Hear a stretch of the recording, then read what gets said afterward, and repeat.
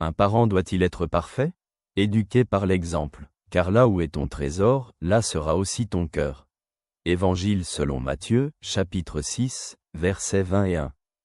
Soyez bons et miséricordieux les uns envers les autres. Pardonnez-vous réciproquement, comme Dieu vous a pardonné en Christ. Épître aux Éphésiens, chapitre 4, verset 32. Réflexion. De nombreux parents veulent être des mères et des pères parfaits. Ils veulent élever leurs enfants pour en faire de bonnes personnes, leur transmettre la foi, des valeurs, la sagesse de la vie. Mais que se passe-t-il s'ils font des erreurs?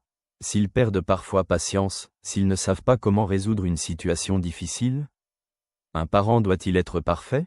Non, un parent doit être authentique. Les enfants n'ont pas besoin de parents parfaits. Ils ont besoin de parents qui aiment, écoutent et sont capables de reconnaître leurs erreurs. Comment éduquer les enfants par l'exemple, et pas seulement par des mots? Être témoin de ce que l'on prône. Si un parent dit « ne mens pas », mais triche dans des situations quotidiennes, l'enfant le remarquera. Montrer que tout le monde a le droit à l'erreur et à grandir. Un parent qui peut dire « désolé, j'ai mal agi », enseigne l'humilité et la responsabilité à l'enfant. Enseigner par des gestes quotidiens, et pas seulement par des conversations. Amour, patience, honnêteté, ce sont des valeurs que l'enfant observe dans de petites situations chaque jour. À éviter, ne pas prétendre devant l'enfant être infaillible. L'enfant verra vite la vérité et pourrait perdre confiance. Ne pas s'attendre à être parfait. L'éducation est un processus dans lequel le parent apprend aussi. Ne pense pas qu'une seule erreur détruira toute la relation. La relation se construit sur des années, les efforts au quotidien sont importants.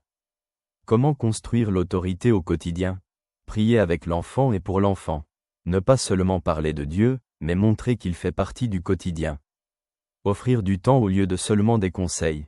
L'enfant se souviendra davantage des moments partagés que des longues leçons. Être patient avec soi-même et l'enfant. Chacun a son propre rythme de croissance, le parent aussi. Mon enfant voit-il que je suis une personne qui apprend de ses erreurs et évolue chaque jour? Lui montre-je qu'il n'est pas nécessaire d'être parfait pour aimer et être aimé?